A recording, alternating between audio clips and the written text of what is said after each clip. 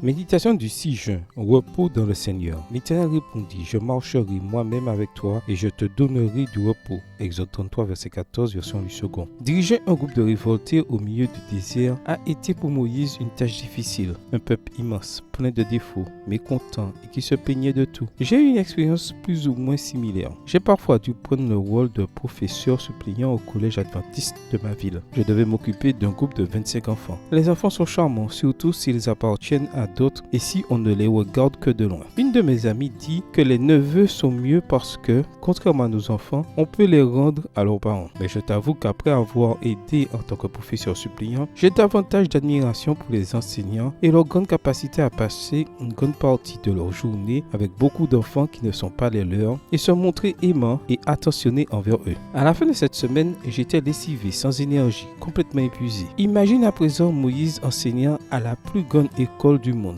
errant pendant 40 ans dans le désert. Imagine tout le stress qu'il a dû éprouver. C'est là que Dieu est intervenu et lui a dit, je marcherai moi-même avec toi et je te donnerai du repos. La présence de Dieu produit du repos. Je le sais par expérience. Récemment, lors d'un bilan médical de routine, mon médecin était surpris par les niveaux élevés d'antigènes dans mon sang. Il a tellement été surpris qu'il m'a dit que j'avais probablement un cancer de la prostate. Il a prescrit une série d'examens pour confirmer ou infirmer ses soupçons. Après les examens, je suis retourné à son cabinet et après avoir vérifié, il a constaté que tout était en ordre. Puis il est passé à un autre type de questionnaire au moyen duquel il a essayé de percevoir mon style de vie. Quand je lui ai décrit mon travail, où j'étais au service de plus de 170 000 personnes, il m'a dit sans détour, ah voilà, un travail comme celui-ci génère des niveaux de stress très élevés et peut entraîner une augmentation des antigènes. Le remède conseillé m'a fait rire. Faites de l'exercice, du jogging ou de la marche tous les jours. Comme vous êtes pasteur, priez beaucoup, passez-y du temps le matin. N'allez jamais à votre bureau sans avoir passé du temps avec Dieu le matin. Plus que les conseils d'un médecin, ceci ressemblait davantage aux recommandations d'un pasteur. La jeunesse implique aussi beaucoup de stress et de la prise de décision importante. Aujourd'hui donc,